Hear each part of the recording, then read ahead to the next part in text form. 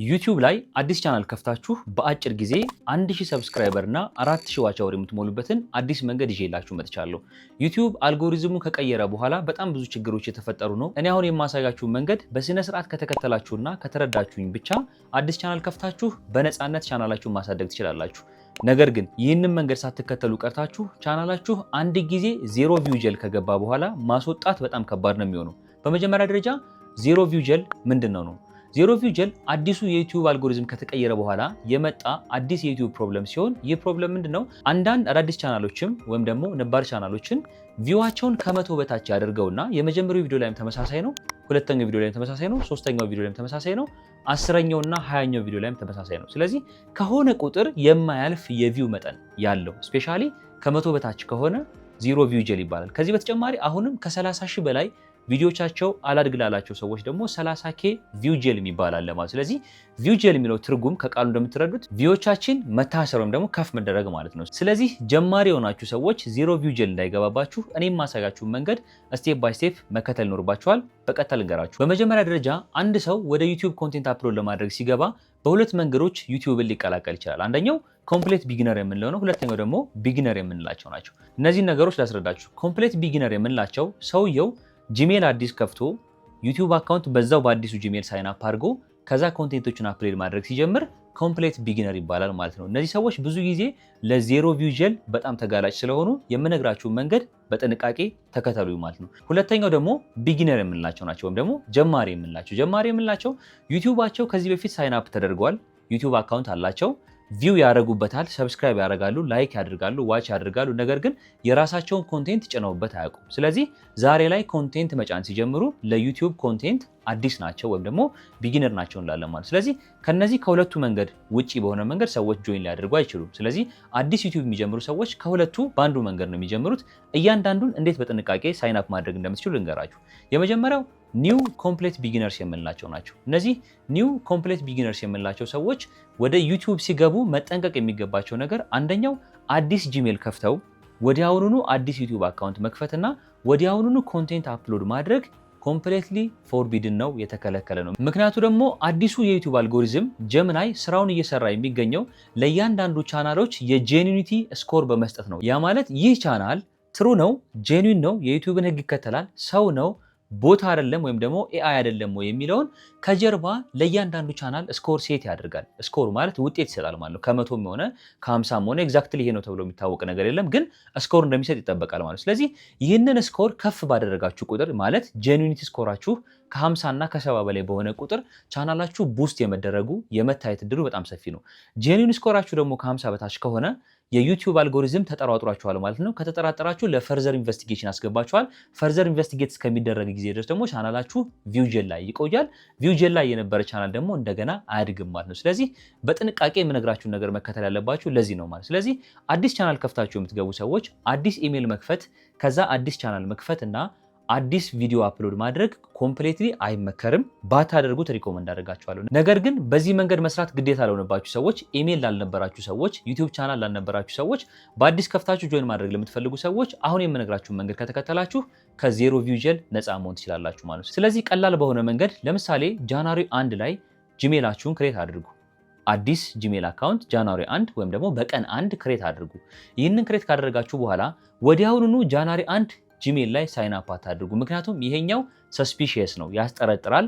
ያ ማለት ጄኒኒቲ ስኮራችሁ የመውረድ እድል ይኖረዋል ማለት። ስለዚህ አዲስ ኢሜል ሳይን አፕ ካደረጋችሁ በኋላ በሶስተኛው ወይም ደግሞ በአራተኛው ከተቻለ በአንድ ሳምንቱ አዲስ ዩቲዩብ ሳይን አፕ አድርጉ። ማለትም በዛው ጂሜል ዩቲዩባችሁን ሳይን አፕ ማድረግ ትችላላችሁ ከ3 ቀን እስከ 5 ቀን ባለው ጋፕ ከወሰዳችሁ በኋላ ማለት ነው። ምክንያቱም ጀሚናይ እንደምታውቁት ሁሉንም የጉግል ዳታቤዝ በሚባል ደረጃ አክሰስ ያደርጋል። ማለትም ከፕራይቬት ከፓስወርድ መሰል ነገሮች ውጭ ያለውን ኢንፎርሜሽን ወይም ፐብሊክ ዳታዎቹን ይጠቀማል፣ ያጠናል፣ ያውቃል ማለት። ስለዚህ አዲስ ኢሜል መክፈታችን ጀሚናይ ያውቃል።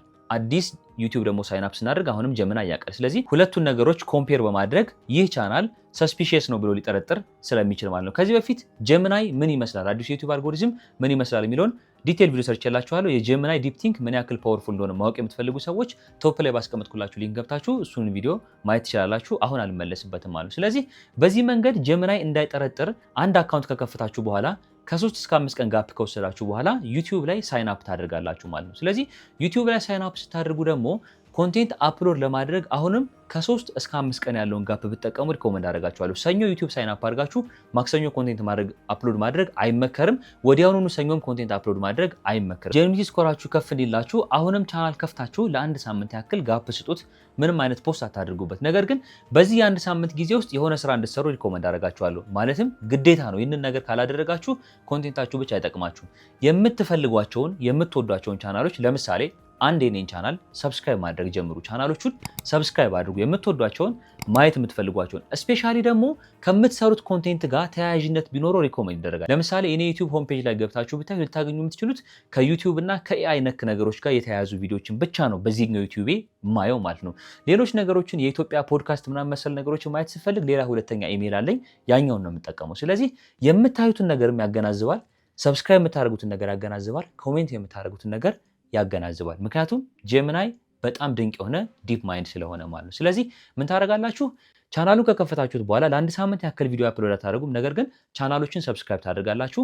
ቪዲዮዎችን ማየት ጀምሩ። የሰዎችን ቪዲዮዎች እየገባችሁ እዩ፣ ኢንተራክት አድርጉ፣ ላይክ አድርጉ፣ ሼር አድርጉላቸው። እንዲህ በተጨማሪ ደግሞ ኮሜንት ላይ እየገባችሁ ሀሳባችሁን ስጡ። ይህ ማለት ነው ለጄሚናይ ሰዋዊ የሆነ ካራክተር እንዳለን እየነገርነው ነው ማለት ነው። ቪዲዮዎችን ማየት የሚችል እስከ መጨረሻው ላይክ ማድረግ የሚችል ቻናሎችን እየመረጠ ሰብስክራይብ የሚያደርግ ስፔሻሊ ተመሳሳይነት ያላቸው ኒቾችን ተወዳጅ ኒቾችን ሰብስክራይብ የሚያደርግ የሆነ እንዲሁም ደግሞ ከዚህ በተጨማሪ ኮሜንት ላይ ሀሳብ መስጠት የሚችል ቦት የመሆን እድሉ በጣም ጠባብ ነው ማለት። ስለዚህ ሰዋዊ ካራክተራችን ለጄሚናይ እንነግረዋለን ማለት። ይህንን ነገር ስንነግረው ከዜሮ ቪው ጀል የምንወጣበትን ስኮራችን ከፍ ያደርግላን። ጄኒቲ ስኮራችን ከፍ እያለ ይመጣል ማለት። ስለዚህ ቻናሎችን ሰብስክራይብ ማድረግ፣ ቪዲዮዎችን ማየት፣ ላይክ ማድረግ፣ ኢንተራክት ማድረግ፣ ኮሜንት ላይ መጻፍ እንዲሁም ደግሞ ቪዲዮዎችን ሼር ማድረጋችሁ በዚህ አንድ ሳምንት ጊዜ ውስጥ ይጠበቃል። ይህ ነገር የሚቆም አይደለም። ከዚህ በኋላ ባለ ጊዜያችሁም ኮንቴንት እስከሰራችሁ ድረስ የሰዎችን ቻናል ላይክ ማድረግ፣ ሀሳብ አስተያየት ኮሜንት ማድረግ፣ ሼር ማድረግ ከእናንተ ይጠበቃል። ኢንተራክሽናችን ጄሚናይ በደንብ ሪሰርች ያደርገዋል ማለት ነው። ስለዚህ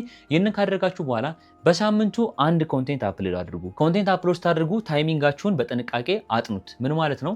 ሰኞ ቀን ማታ 1 ሰዓት ላይ ቪዲዮ አፕሎድ ካደረጋችሁ ይህንን ሰዓት ሴቭ አድርጉት፣ ይህንን ቀን ሴቭ አድርጉት፣ ወይም ደግሞ ካላንደራችሁ ላይ ስኬጁል አድርጉት። ከዚህ በኋላ ቪዲዮ አፕሎድ ስታደርጉ ለተወሰነ ጊዜ ማለትም ከ10 እስከ 15 ኮንቴንት አፕሎድ እስክታደርጉ ድረስ ይህንን ተከታታይ ስኬጁል መጠቀም ይኖርባቸዋል። ምክንያቱ ደግሞ ምንድነው? ይህንን ተከታታይ ስኬጁል የምትጠቀሙበት ጊዜ ኦዲየንሶቻችሁን ለመለየት ይረዳችኋል ማለት ነው። 10 ቪዲዮ ከሰራችሁ በኋላ የእናንተ ታርጌት ኦዲየንስ ምን ሰዓት ላይ ይገኛል የሚለውን የኦዲየንስ አናሊቲክስ አጥንታችሁ ቪዲዮ አፕሎድ ማድረግ ትችላላችሁ።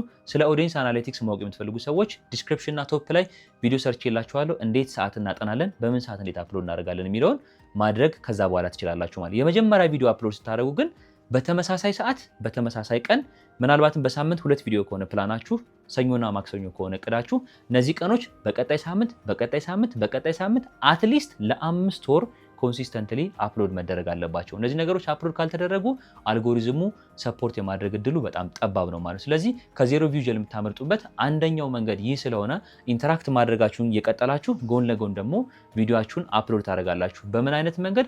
ኮንሲስተንት በሆነ ታይሚንግ እና ኮንሲስተንት በሆነ ዴይ ቪዲዮአችሁን አፕሎድ ታደርጋላችሁ። በሳምንት 2ም ሆነ 1ም ሆነ ግን በቋሚነት አፕሎድ እየተደረገ ሲሄድ ዩቲዩብ እናንተ ጄኒዩን መሆናችሁን ያውቃል። አንድ ሁለተኛ አልጎሪዝሙ ኮንቴንታችሁን ታይፓችሁን አንደርስታንድ እያደረገ ይሄዳል። ሶስተኛ ደግሞ የምትሰሩትን ስራ ሰዎች ላይክ፣ ሰብስክራይብ፣ ሼር እንዲሁም ኮሜንት እያደረጉላችሁ ሲሄድ ደግሞ እያደገላችሁ ይሄዳል ማለት ነው። ስለዚህ ኮንሲስተንሲን በደንብ ፎርጌት እንድታደርጉት አልፈልግም። ከዚህ በተጨማሪ ደግሞ ኒች የሚባለውን ነገር ከዚህ በፊት አውርቼላችኋለሁ ብዬ ነው በትንሹ ነካ አድርግላችሁ። የምትሰሩት ኒች በተቻለ መጠን ሰብ ስፔሻላይዝድ ኒች መደረግ አለበት። ለምሳሌ አንድ ሰው ስለ ምግብ ከሆነ ኮንቴንት መስራት የሚፈልገው ከምግብ ደግሞ በተቻለ መጠን ቢያጠበውና ወደ ሰብ ስፔሻላይዝ ቢያወርደው ማለትም ስለ ቪጋን ብቻ ወይ ስለ ሲፉድ ብቻ ወይም ደግሞ ስለ ሚትና መሰል ነገሮች ብቻ ቢሰራ ሪኮመንድ ይደረጋል። ይህ ማለት ሰብ ስፔሻላይዝ ኒች ተደረገ ማለት ነው። የዩቲዩብ አዲሱ አልጎሪዝም እንደዚህ አይነት ቻናሎችን በደንብ ፑሽ ያደርጋል፣ ያበረታታል። ነገር ግን ዛሬ ጤና ላይ ሰርታችሁ ነገ ስፖርት ላይ የሚሰሩ ከሆነ ከነገ በኋላ ቴክኖሎጂ ገብታችሁ ከዛ በኋላ ደግሞ ስለ አስትሮኖሚ የምታወሩ ከሆነ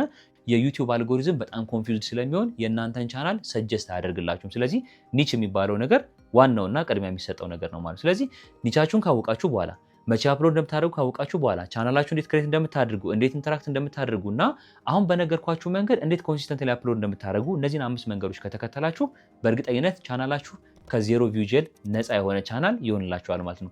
ሌላ ሁለተኞቹ ዩቲዩብ ላይ በአዲስ ጆይን የምታደርጉ ሰዎች ከዚህ በፊት ኢሜል አላችሁ። በዛ ኢሜል ደግሞ ሳይን አፕ የተደረገ የዩቲዩብ አካውንት አላችሁ። ነገር ግን ኮንቴንት አፕሎድ አታደርጉበትም። በዛ ቻናል ግን ሰብስክራይብ ያደረጋችኋቸው ኒቾች አሉ። በዛ ቻናል አሁንም የምታዩቸው ቪዲዮዎች አሉ። ላይክ ታደርጋላችሁ፣ ሰብስክራይብ ታደርጋላችሁ፣ ኮሜንት ሰጣላችሁ ማለት ነው። ስለዚህ እናንተ ሰዎች ደግሞ ከነዚህኞቹ በተወሰነ መንገድ ቀየር ባለ መንገድ ኮንቴንት አፕሎድ ማድረግ ትጀምራላችሁ ማለት ነው። ከዚህ በፊት ዩቲዩብ ቻናል የነበራችሁና ቻናሉ ዶርማንት ያልሆነ በእንቅስቃሴ ላይ ያለ ሰዎች ከሆናችሁ እናንተ መጀመሪያ ማድረግ የሚጠበቅባችሁ ነገር ኮንቴንት ኒቻችሁን ማጥራት ይኖርባችኋል። ኮንቴንት ኒቻችሁን ስታጠሩ ወደ ሰብ ስፔሻላይዝድ ይውረድ። ማለትም ከዚህ በፊት እንደተናገርኩት የሆነን ስፔሻላይዝድ የሆነ ኒች ብቻ መርጣችሁ ኮንቴንት ስሩ። ኮንቴንት ከሰራችሁ በኋላ ቪዲዮ አፕሎድ ስታደርጉ ዩቲዩብ ሰስፒሺየስ እንዳይሆንባችሁ ዴይ ዋን ላይ ቪዲዮ አፕሎድ ካደረጋችሁ በኋላ በመጀመሪያው 3 ሳምንት ስህተት መስራት አለባችሁ። ሰኞ አፕሎድ ካደረጋችሁ ሮብ እንደገና አፕሎድ አድርጉ። ከዛ ደግሞ አርብ አፕሎድ አድርጉና ሰኞን ዘላችሁት ማክሰኞ አፕሎድ አድርጉ።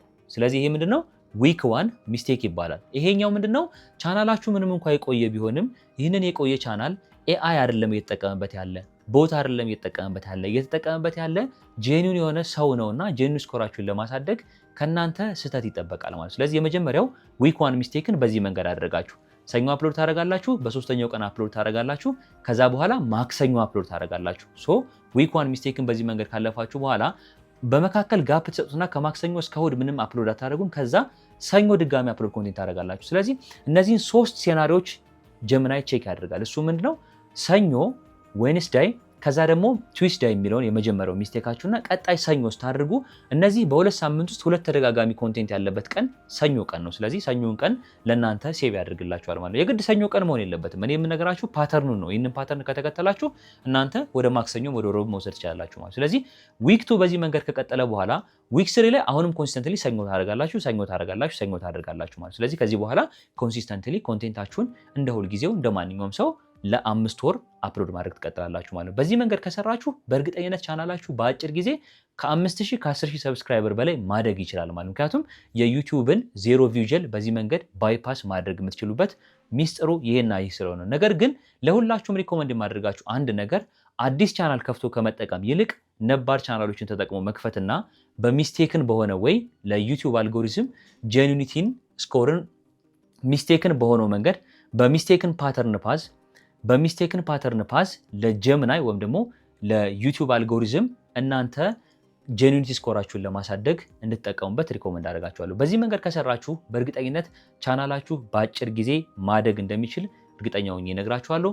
በእርግጠኝነት ዛሬ ቪዲዮ በጣም እንደጠቀማችሁ አልጠራጠርም። ቻናላችን ለረጅም ጊዜ ቪዲዮ አፕሎድ ሳናደርግበት ስለቆየን ላይክ፣ ሰብስክራይብ፣ ሼር እንዲሁም ደግሞ ሀሳባችሁን ኮሜንት ላይ ያስቀምጣችሁ ዩቲዩብ ቻናላችን እናነቃቀው። በእርግጠኝነት በዛሬ ቪዲዮ ጠቃሚ ነገር እንዳገኛችሁ አልጠራጠርም። ስለኔ ፐርሰናል ህይወት ማወቅ የምትፈልጉ ሰዎች ብዙ ጊዜ ስለምትጠይቁኝ ሁለተኛ ቻናል ዲስክሪፕሽን ላይ አስቀምጥላችኋለሁ፣ ሜንሽን ማድረግላችኋለሁ። ሁለተኛውን መንሱር ሱዌ የሚለውን ቻናል ሰብስክራይብ በማድረግ ከዚህ በኋላ ቭሎግ ዩቲዩብ እንዴት እንደጀመርኩኝ እንዲሁም ደግሞ ከኔ ጋር የምሳተፍባቸውን ኢቨንቶች ለእናንተ የማሳተፍበት ሼር የማድርግበት በጣም ጠቃሚ ሁለተኛ ስለ ፐርሰናል ጉዳይ የማወራበት አዲስ ቻናል ተከፍቶላችኋል። መንሱር ሱዌን ሰብስክራይብ ማድረጋችሁ እንዳትረሱ።